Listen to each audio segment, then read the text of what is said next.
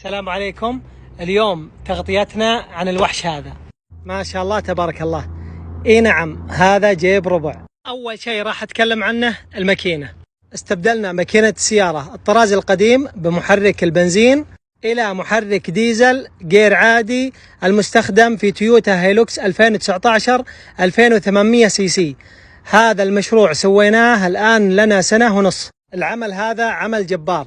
أول حاجة سويناها ألغينا كراسي الماكينة وجلسنا الماكينة من جديد، وبحكم المساحة الصغيرة الموجودة بالجيب الربع اضطرينا إلى أن نرجع الراديتر علشان نركب مبرد التيربو. سبقنا تويوتا بمراحل أن ركبنا الماكينة قبل ما يركبونها هم على السيارة هذه. جميع الأجزاء المستخدمة هنا كلها تابعة لتويوتا هيلوكس: زيت الدركسون، فلتر مضخة الديزل، فتاوة وفيوز السيارة، الفيوز الداخلية للمحرك. وهنا ما أبغاكم تتفاجئون، هذه الضفيرة الداخلية الكاملة لتويوتا هيلوكس. ركبنا هيدرز على السيارة وفلتر.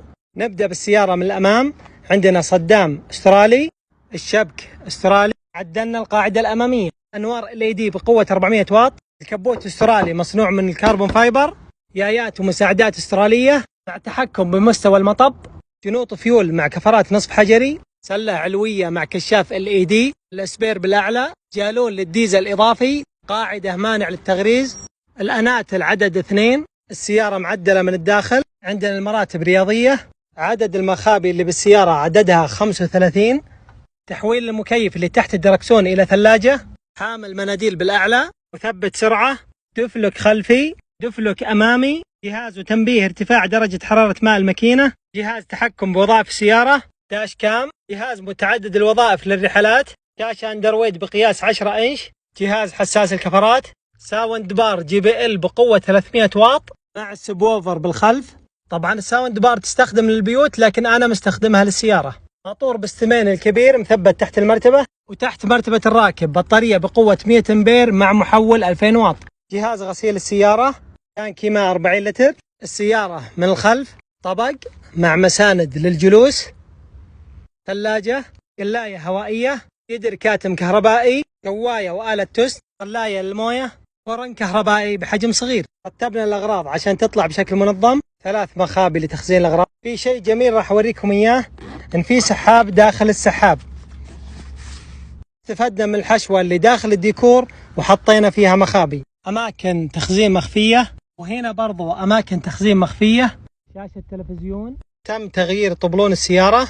طبعا بأكثر السيارات في أماكن ضايعة زي هنا حطينا فيه مخبات كبيرة. جهاز رادار موجود بالمكان هذا، تشغيل بالبصمة، تشغيل عن بعد، المساعدات الخلفية، منظم مع لوح طاقة شمسية، تانك ديزل إضافي بسعة 100 لتر، تعبئة التانك الثاني، إضاءة LED على مدار السيارة، الإضاءة العلوية تستفيد منها للجلسة، والإضاءة السفلية تستفيد منها للتانكي ولتعبئة الكفرات. تحكم عن بعد بالجوال إذا تبغى تشغل لمبات أو تطفيها، شغل الموتور وأطفيه عن بعد، تحكم بألوان الأنتل عن بعد، زبوز مخفي للماء، أنوار LED نهارية زي المستخدمة باللاند كروزر الجديد، والنور LED قوي.